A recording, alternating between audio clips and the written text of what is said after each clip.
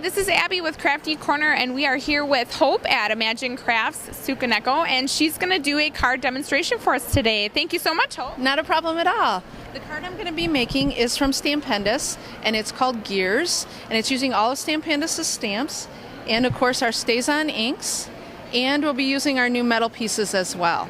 So we're going to start by using a piece of background paper, and we're going to stamp up the stamp using our Stays-On ink. And you just want to cover the whole thing. And this is the Midnight Blue. We're going to just turn it over, stamp it right on top.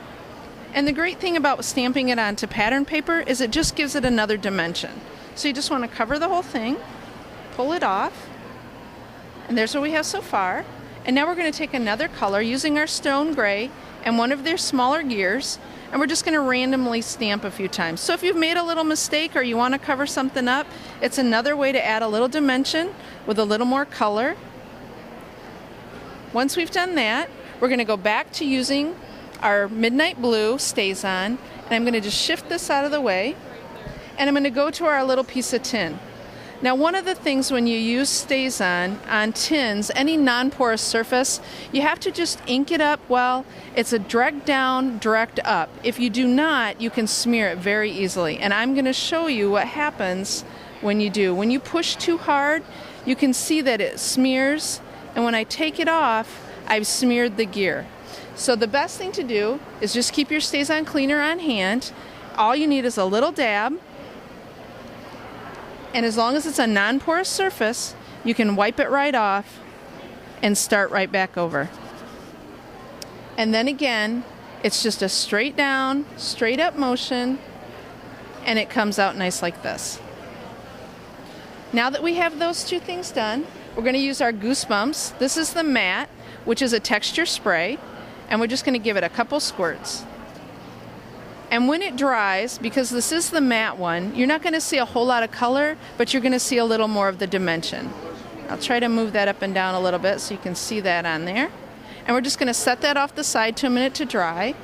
And then I've taken a smaller piece here, and I'm going to use the Midnight Blue again and the words. And I'm just going to stamp that right onto the piece of cardstock that I previously cut. This one says, "You're my missing piece." And then I've cut a small piece of corrugated paper as well. And I'm just going to attach that with a little glue to the back.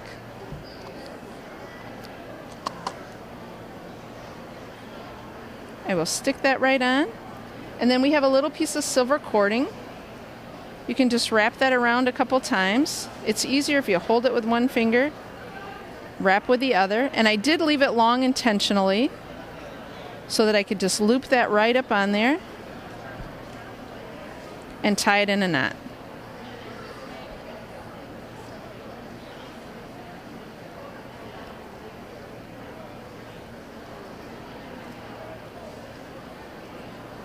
One more loop here.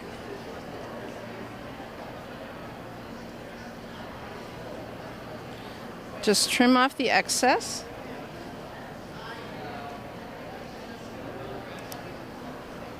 And then you're ready to put your card together. Now what I've done is just going to put a couple few strips of the tape on here, attach my piece that I've previously stamped with my Goosebumps on it, and then attach my smaller piece.